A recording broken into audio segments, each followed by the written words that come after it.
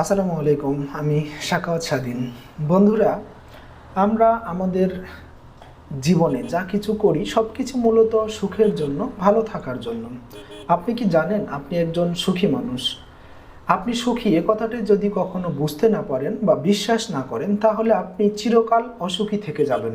কথায় আছে, বিশ্বাসে মিলাই বস্তু, তর্কে বহুদূর। জীবন দশায় জীবনের কাছে আমাদের কত কিছুই চাওয়ার থাকে, টাকা পয়সা, আত্মীয় স্বজন, ধন সম্পদ, প্রিয়জনের ভালোবাসা। কখনো যদি আপনার চাওয়ার সাথে প্রাপ্তির কোনো মিল না থাকে বা আপনি যতটুকু চেয়েছেন ততটুকু পান নাই, তাহলে চাওয়া এবং প্রাপ্তির মধ্যে হতাশা নামক একটা শব্দ জন্ম নেবে। নিজেকে তখন অসুখী ভাবতে শুরু করবেন। সেই শৈশব থেকে আজ অব্দি জীবনের কাছে কত কিছুই না চাওয়ার আপনার আমার। সময়ের সাথে সাথে আপনার আমার চাওয়ার ধরনও কিন্তু বদলে যাচ্ছে। শৈশব, কৈশোর, যৌবন, বার্ধক্য সব বয়সে কিন্তু চাওয়ার ধরন একরকম হয় না। অথচ সময় কিন্তু থেমে নেই আপনার আমার জীবনের প্রাপ্তি ও অপ্রাপ্তির বেলায়। সময় কখনো বাধা থাকে না। জন্ম এবং মৃত্যু এই দুটি প্রক্রিয়ায় আপনাকে একলা আসতে হবে এবং একলাই চলে যেতে হবে। অথচ মধ্যখানের সময়টুকু আপনি পার করলেন পঞ্জিমাত্র বহু দুঃখের সাতকাহনে। দিন পার করলেন না পাওয়ার হতাশায়। সুখ, দুঃখ, হাসি, কান্না সবকিছুই থাকবে। থাকবে অতৃপ্তি, অতৃপ্ততা। তাই নিজেকে কখনো কোনো কিছুর জন্য থেমে দিবেন না।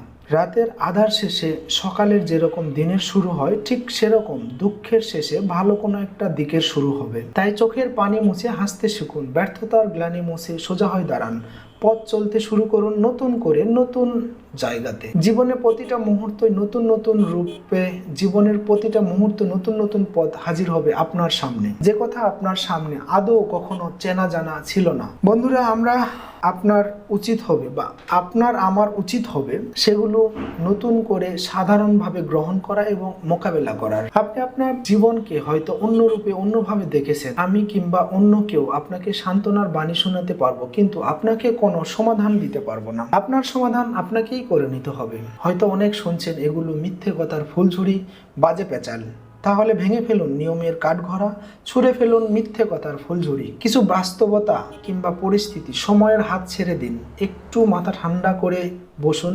বেলা শেষে আবার ভাবুন, কি পেলেন রাগ এবং অভিমান করে? কেন নিজেকে বন্দি করে রাখছেন অযাচিত মিথ্যা বাসনার চার দেওয়ালে? জীবন যতদিন বেঁচে থাকবে, ভাবনা নামক এই খারাপ লাগা, ভালো লাগা এগুলো থাকবেই সারা জীবন।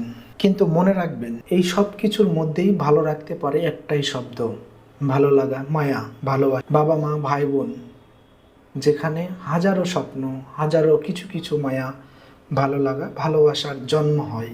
আজ এই পর্যন্তই। ধন্যবাদ। আসসালামু আলাইকুম।